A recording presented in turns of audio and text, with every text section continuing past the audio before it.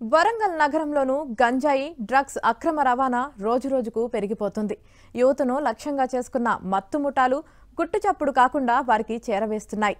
ప్రధానంగా గంజాయి క్రయ విక్రయాలు నగరంలో ఎక్కువగా జరుగుతున్నాయి.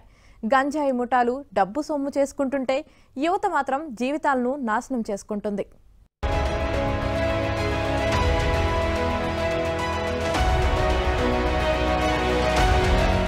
వరంగల్ పోలీస్ కమిషనరేట్ పరిధిలో గంజాయి ఇతర మత్తు పదార్థాల రవాణా విక్రయాలు జోరుగా సాగుతున్నాయి.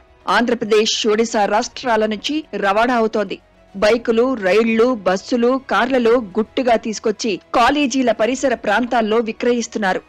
విద్యార్థులు యువకులు గంజాయి వ్యసనానికి పాల్పడి జీవితాలను నాశనం చేసుకుంటున్నారు.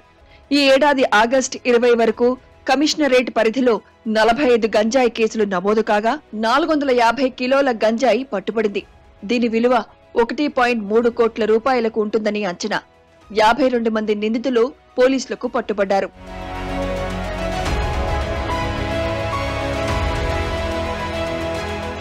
నెక్కొండ రైల్వే మార్గంతో పాటు జాతీయ రహదారి ఉండటంతో వివిధ ప్రాంతాల నుంచి గంజాయి రవాణా యథేచ్ఛగా జరుగుతోంది.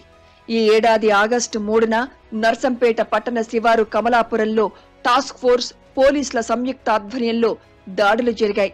ఈ దాడుల్లో 64 లక్షల విలువ చేసే 256 కిలోల గంజాయి పట్టుకున్నారు. గత ఏడాది అక్టోబర్ 28న నెక్కొండ మండల కేంద్రంలోని రైల్వే స్టేషన్లో 4 లక్షల విలువ చేసే 16 కిలోల గంజాయి స్వాధీనం చేసుకున్నారు. నర్సంపేట నియోజకవర్గంలో ఇంజనీరింగ్ ఉన్నత విద్యా సంస్థలుండటంతో యువతే లక్ష్యంగా గంజాయి దందా జరుగుతోంది.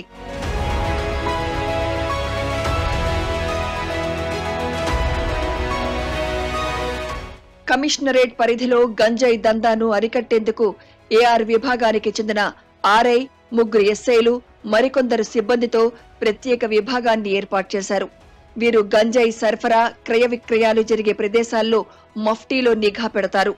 నిందితులను అక్కడికక్కడే పట్టుకుని స్థానిక పోలీసులకు అప్పగించి కేసులు నమోదు చేస్తారు.